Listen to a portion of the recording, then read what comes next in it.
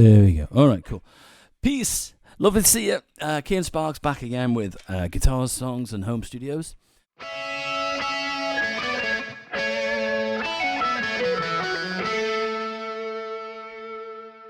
Today, I am going to be looking at starting a series of these things. If you don't know, if you're new to the channel, welcome. Hi. Hit that subscribe down here, ka-ching, and sign up if you like things like guitars, writing songs, and working in home studios. That's the whole point of my channel.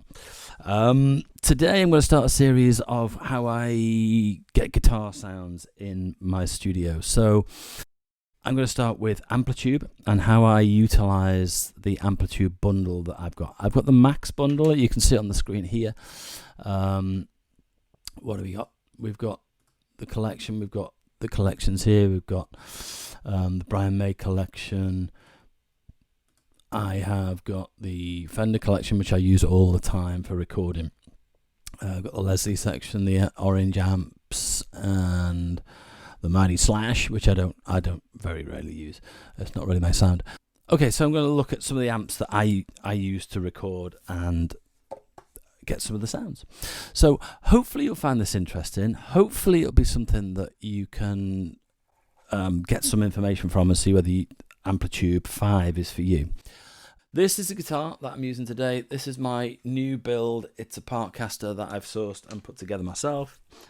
This is its sort of single dry sound. The amps that I'd use mainly are from the Fender 2-pack, which are the Bassman, 53 Bassman, and the 57 Custom Deluxe, which is the amp that I know because I've built myself a clone.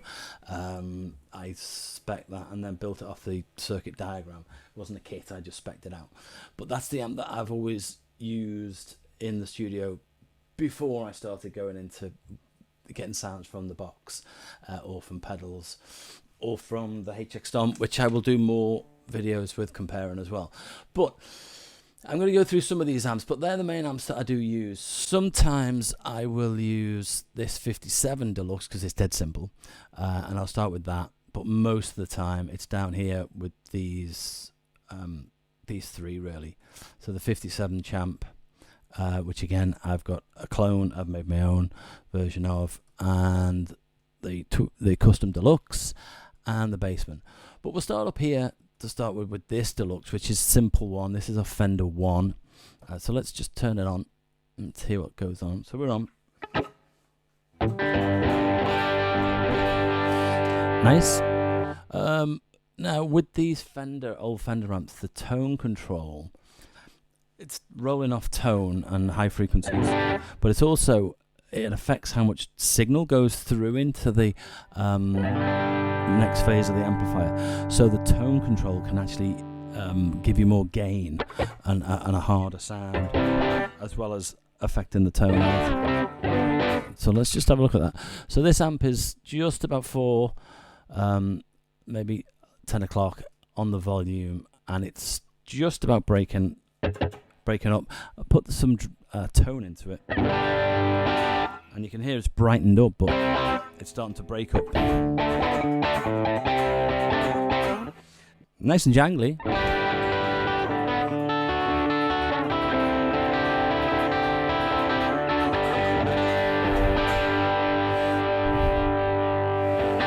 All right, so that can affect the tone, can affect your drive. Let's put it back to the center as it was, and let's go with a bit more drive, make a bit more classic rock sound. I'll tell you what I want to do. I'm going to go into my speaker emulation, and I'm going to change out that microphone. I always like to have a 87, like a Neumann 87, and then a Royer 121 ribbon mic. That's the way I like to roll.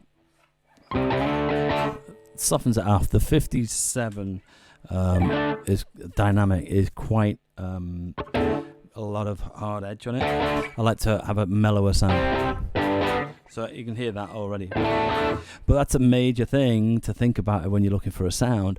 think about what microphone you're using, especially with these packages. And your IRs, your speakers make a massive difference. You can spend hours, and I have done, messing around with parametric EQs in the mix and getting things sorted to try and get a sound, when really what I needed to do was change out a mic or change out a speaker. And it's so easy on here now instead of having to do it in studio with different speakers or different mics.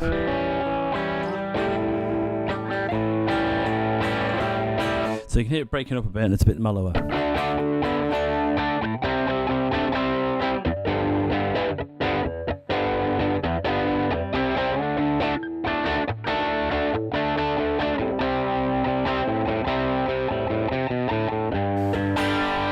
Alright, so it's breaking up nicely. Let's take it to about 9 o'clock. So we're on 10. These amps go to 12, not just 11. And you can hear it's getting flubby. But nice.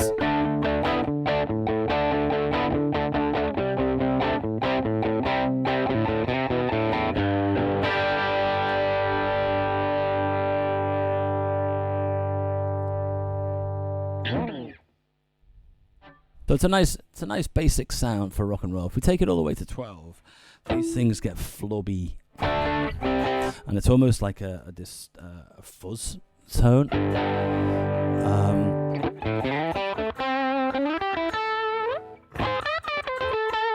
But that's been used.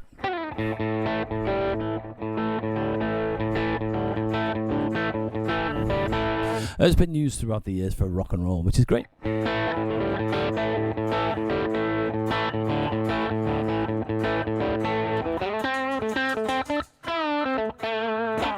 Alright, if we pull in the tone all the way up as well now, so we're absolutely diming this thing.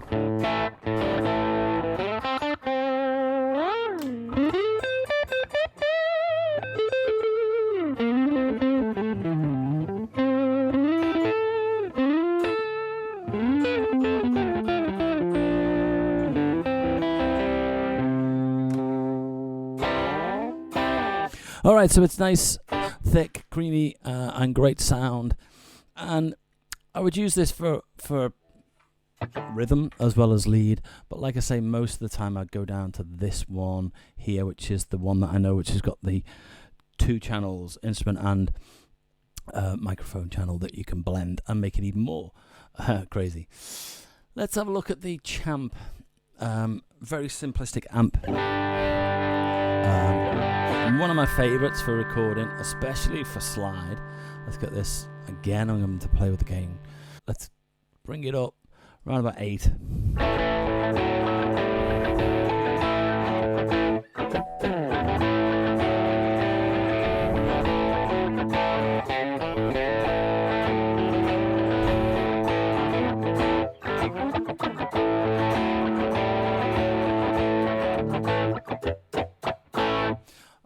Breaking up nicely.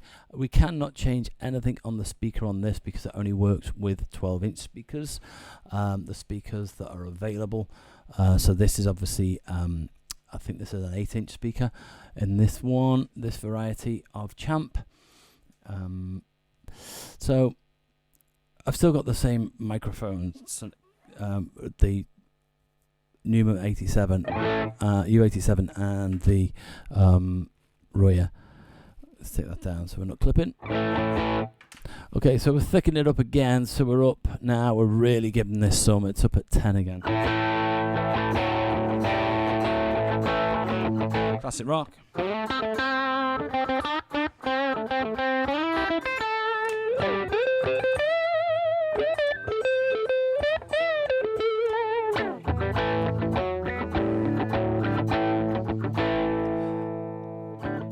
Works nicely with the guitar's controls. Cleans up nicely.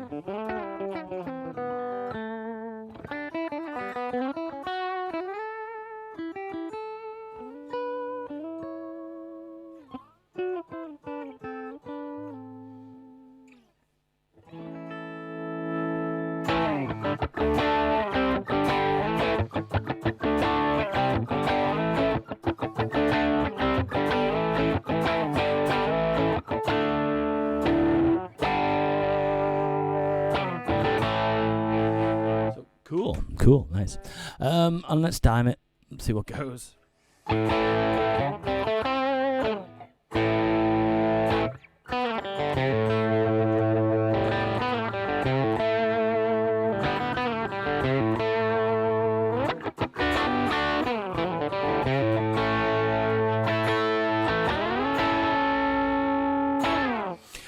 Awesome.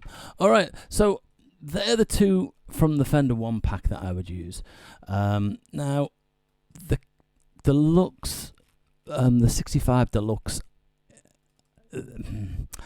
I would. It's got the stock speaker in at the minute, which is a Jensen. I think, yeah, it's an old Jensen. Well, that's the Jensen. That's what should be in it.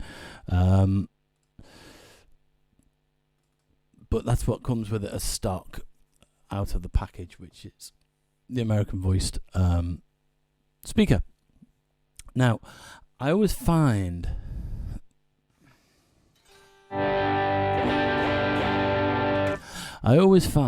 this amp very nice, but I don't use it that often.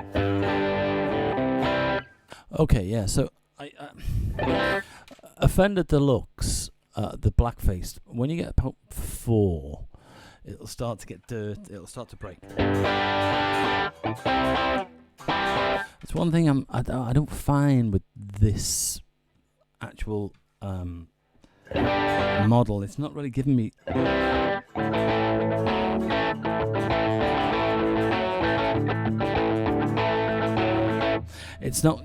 enough for me to be confident putting it onto a track. What I use this for, if I turn it up a bit more, you start to hear it breaking there. But it is this type of amp. It was the black faced era. It was meant to be clean. Very good for putting pedals into. But I like to try and get those natural classic sounds from the amps. Now that's whacked right out. So what I will use this for is for clean arpeggios.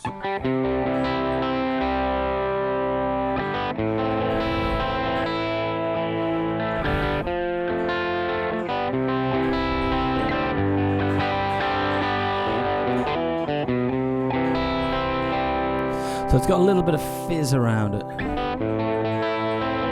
Again, reacts well with the guitar part.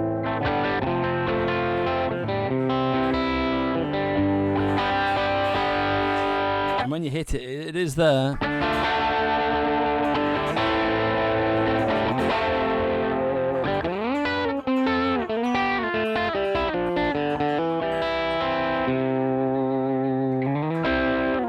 So nice, and I'll use it for arpeggios, but it's not giving me as much gain as I want.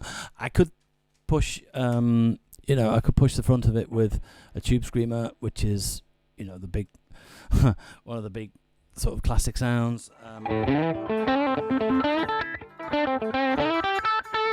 But it's a beautiful amp. It works really nicely, but it's not going to give you much grit.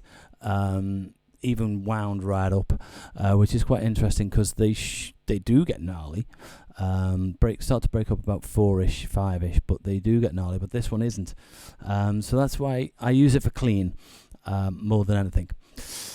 All right, let's go back to the amps. Let's go back to the collection now. So let's jump all the way down here.